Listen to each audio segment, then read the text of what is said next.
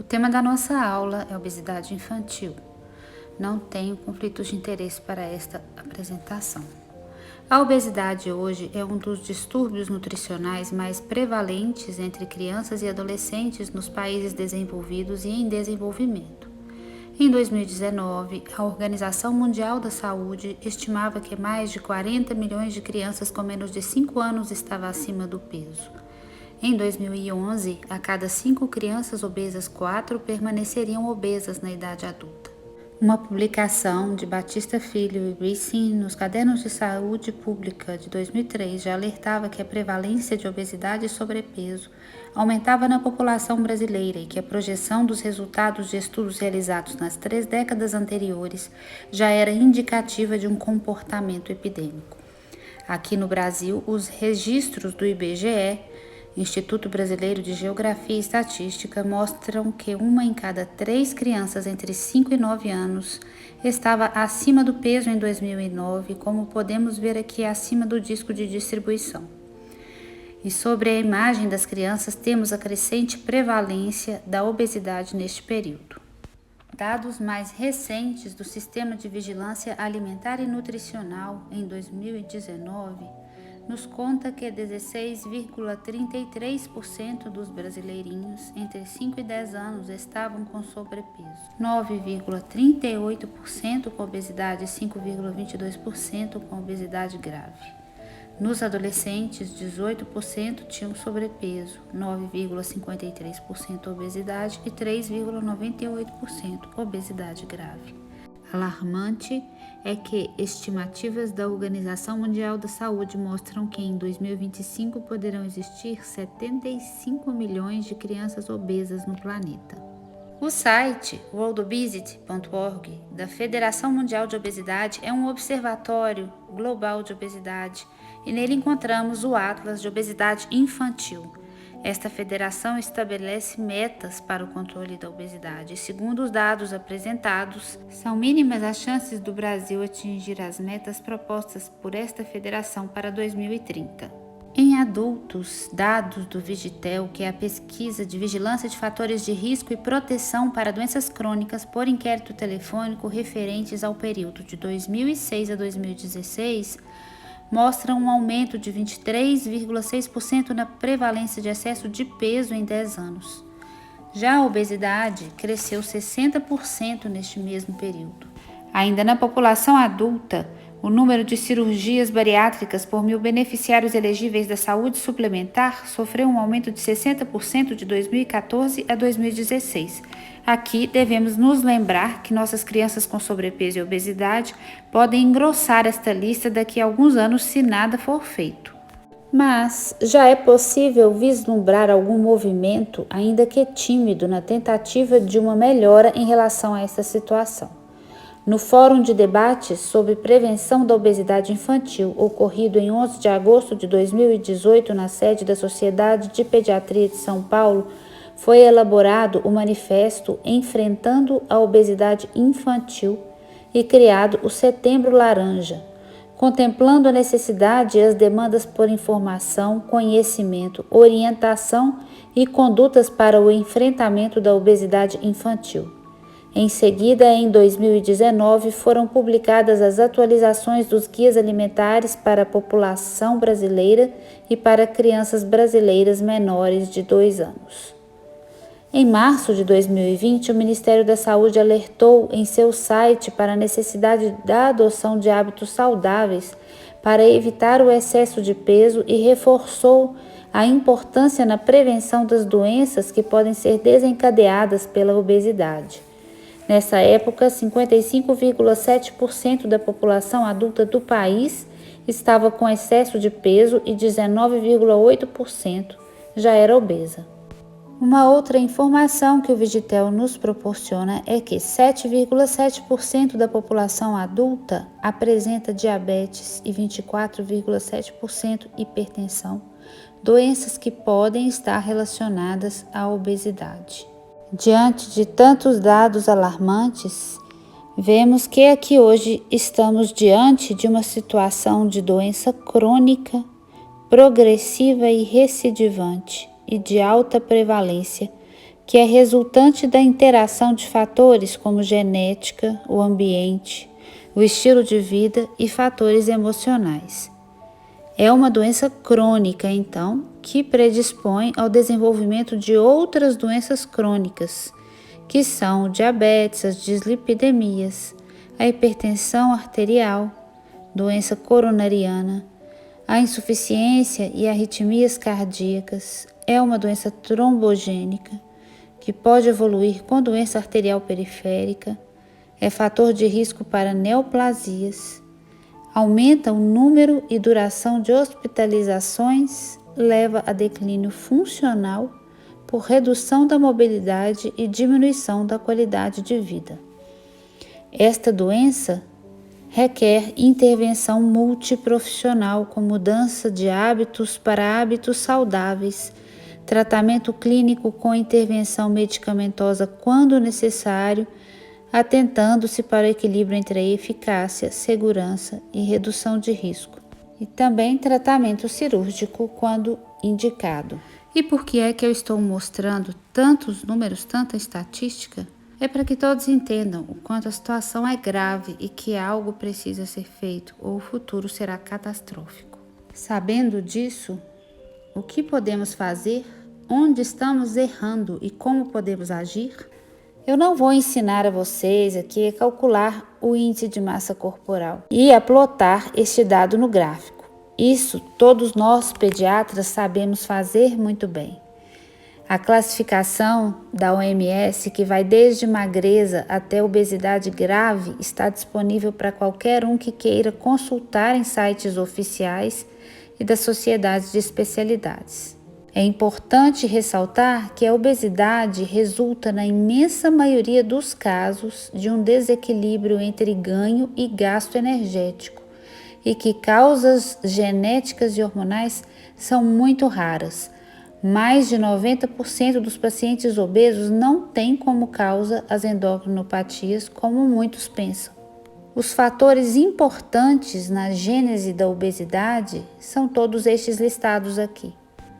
Então, temos aqui o ganho energético, que depende da dieta, das escolhas alimentares, ambiente familiar obesogênico, e o gasto energético, que é relacionado à atividade física, sono, o tempo de tela, que aumentou imensamente com o isolamento social imposto pela pandemia, e sedentarismo. Além do balanço energético, temos fatores que interagem e tornam o risco de obesidade maior, que são a genética, a epigenética, que vou detalhar mais a seguir, a etnia, a adiposidade materna, o baixo peso ao nascer, o rebote de adiposidade, que é a elevação precoce dos índices de adiposidade, como ocorre em determinadas patologias, como por exemplo nas leucemias, na recuperação de crescimento do recém-nascido prematuro, PIG, as doenças endócrinas, síndromes genéticas, lesão hipotalâmica, medicações obesogênicas,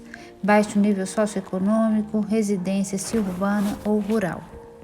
As síndromes genéticas que podem se associar à obesidade, em geral, apresentam características fenotípicas e ou retardo mental, com baixa estatura e atraso da puberdade. As duas síndromes associadas à obesidade mais comuns são a síndrome de Prader-Willi, que caracteriza-se por hipotonia no período neonatal, com baixa ingesta por dificuldades alimentares, seguida por uma fase de hiperfagia, e são crianças que têm a tonalidade da pele mais clara que o padrão da família, com pés e mãos pequenos. E a síndrome de Lawrence-Moon-Bardet-Biedl, que se caracteriza, além da obesidade, pela polidactilia, dificuldades de aprendizado, diversos graus de deficiência mental, anomalias renais e retinose pigmentar. Quando doenças endócrinas levam à obesidade, isto acontece mais por perda da estatura que ganho real de peso. Importante lembrar do hipotiroidismo, deficiência de hormônio de crescimento e síndrome de Cushing. Uma lesão hipotalâmica também pode levar a uma obesidade de difícil controle, como aquela que acontece nos tumores intracranianos, como o crâniofaringioma, e nos tratamentos, como a radioterapia craniana. É uma obesidade de difícil controle que, em geral, cursa com diminuição da velocidade de crescimento e atraso da maturação óssea, assim como associação com quadro neurológico e deficiências hormonais múltiplas. Vamos falar agora de um aspecto muito importante aqui e que vai nos ajudar a compreender melhor a gênese da obesidade e entender onde podemos agir. Aqui eu falo da programação metabólica e da hipótese da origem desenvolvimentista, que é o envelhecimento visto como um contínuo controlado geneticamente e talvez programado. Estudos epidemiológicos em diferentes partes do mundo relacionam a influência de determinados fatores ambientais do início da vida com alterações na expressão da carga genética do indivíduo, determinando um padrão de saúde e doença peculiar. Igualmente, estudos clínicos e pré-clínicos apontam para a mesma direção, sugerindo uma forte associação entre agravos ambientais ocorridos na vida fetal ou nas fases iniciais da vida extrauterina e o surgimento de doenças crônicas ao longo da vida. A programação metabólica é justamente a associação entre agravos ocorridos em fases iniciais do desenvolvimento somático, na gestação, seguido pela amplificação do risco para doenças crônicas ao longo da vida por fatores ambientais, como hábitos alimentares, atividade física, exposição a substâncias nocivas, alterando a expressão de determinados genes. Esses achados apontam para novas pontes de causalidade, inferindo a possibilidade de construção precoce de ajustes metabólicos determinantes de desfechos mórbidos ao longo da vida, mas que também é exatamente onde podemos agir na tentativa de melhorar estes desfechos. E aqui nós entramos na questão do fenótipo poupador que foi proposto por David Barker, chamado de hipótese de Barker. Na década de 80, Barker e outros pesquisadores verificaram que a resposta metabólica imediata do feto à desnutrição é o catabolismo, o que potencializa sua habilidade em sobreviver através da redução do uso de substratos e diminuição da taxa metabólica, ou seja, o feto é capaz de se adaptar a um ambiente intrauterino adverso, otimizando o uso de suprimentos energéticos reduzidos no sentido de garantir sua sobrevivência. Este feto responde com retardo no crescimento quando há déficit de nutrientes em seu ambiente, o qual se associa à diminuição da sensibilidade à insulina e lhe proporciona melhor condição de sobrevivência. Essa adaptação prediz também na vida adulta a manutenção de ambiente com pouca oferta de nutrientes. Caso tal situação não se concretize, a oferta abundante de alimentos gera um desequilíbrio que pode acarretar doenças cardiometabólicas. Esse contexto deu origem à hipótese do fenótipo poupador e, posteriormente, à resposta adaptativa preditiva. Esta capacidade de resposta de um corpo em crescimento a estímulos externos é que é definida como plasticidade de desenvolvimento e deriva da capacidade de nossos genes de organizar diferentes faixas de estados fisiológicos ou morfológicos em resposta às condições ambientais durante o desenvolvimento fetal. O que acontece é que, ao sair de situação restritora de crescimento para outra com oferta adequada de nutrientes, pode ocorrer recuperação acelerada do crescimento para alcançar o potencial geneticamente determinado, denominado crescimento de catch-up. Um estudo conduzido numa cidade sueca, tão isolada que, no século XIX, se uma colheita fracassasse e as pessoas morriam de fome, mostrou que se um indivíduo passou fome na adolescência, seus netos apresentaram maior risco de mortalidade, mas apenas se os netos fossem do mesmo sexo que os avós que morreram de fome. A fome de um homem só mudou o risco de mortalidade de seu neto e a fome de uma mulher só mudou o risco de morte de sua neta. E isso tudo nos ajuda a responder à pergunta: como explicar mudanças fenotípicas sem alterações no genótipo? Muitas modificações no genoma acontecem alterando a expressividade de vários genes. como metilação, modificação de estonas, que não vou detalhar aqui, mas é importante ressaltar a hereditariedade dessas alterações que não são na estrutura do DNA, mas que justifica o aumento de risco para doenças herdadas e adquiridas e que são particularmente vulneráveis à interferência proveniente de estímulos ambientais. As modificações epigenéticas fornecem uma ligação potencial entre o estado nutricional durante os períodos críticos do desenvolvimento e as mudanças na expressão gênica que podem levar a fenótipos de doenças. Então, a epigenética é a modificação funcional do DNA que não envolve alterações de sequência de nucleotídeos e com duas principais características: recepção de influências ambientais e transmissão transgeracional. Assim, muitas doenças humanas que aparecem na idade adulta estão relacionadas a padrões de crescimento durante o início da vida. Hoje se reconhece que a nutrição na primeira infância e outros fatores ambientais desempenham papéis importantes na patogênese e na predisposição de doenças humanas específicas. E agora, o que fazer? Estamos diante de uma situação em que o médico, e de forma especial o pediatra, tem um papel fundamental por cuidar do ser humano no período em que há as maiores oportunidades de atuar e provocar mudanças por causa da plasticidade do desenvolvimento.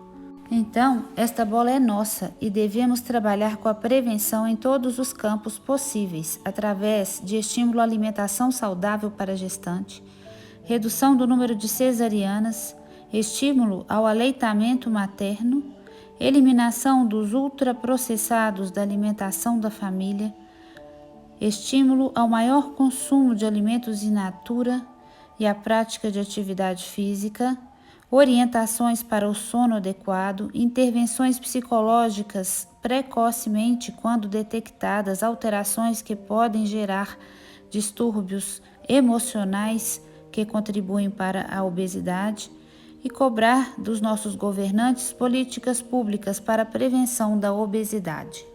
Uma vez instalada ou antes, quando detectada a situação de risco que pode levar a este quadro, o tratamento da obesidade deve ser instituído e ele é multiprofissional.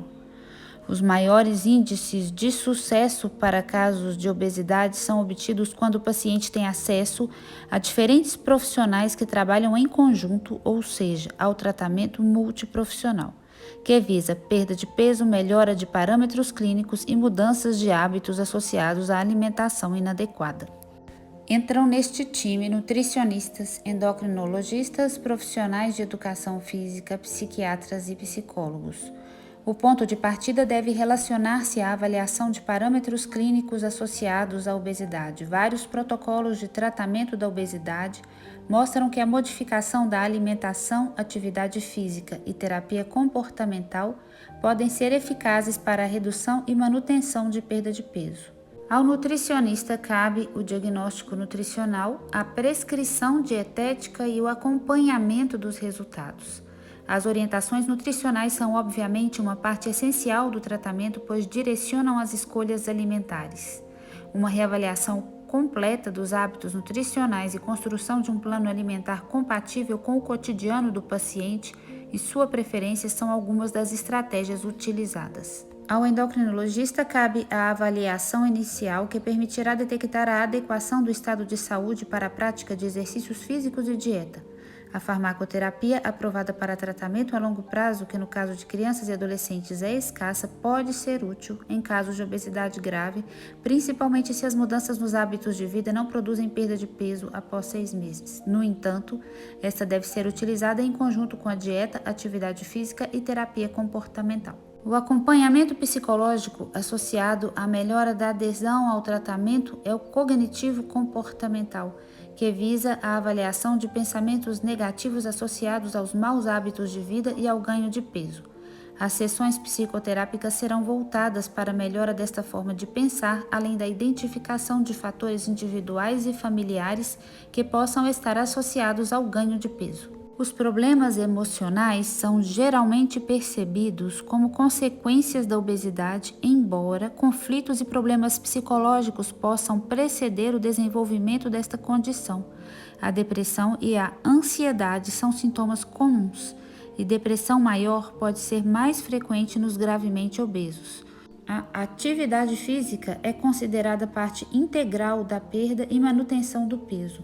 Pacientes obesos tendem a obter melhora significativa de índices clínicos com a prática regular de exercícios físicos moderados. Muitos são os desafios no tratamento da obesidade, no entanto, uma equipe composta por vários profissionais com treinamento adequado pode proporcionar alterações significativas no segmento da doença, proporcionando melhora de parâmetros clínicos e qualidade de vida ao paciente.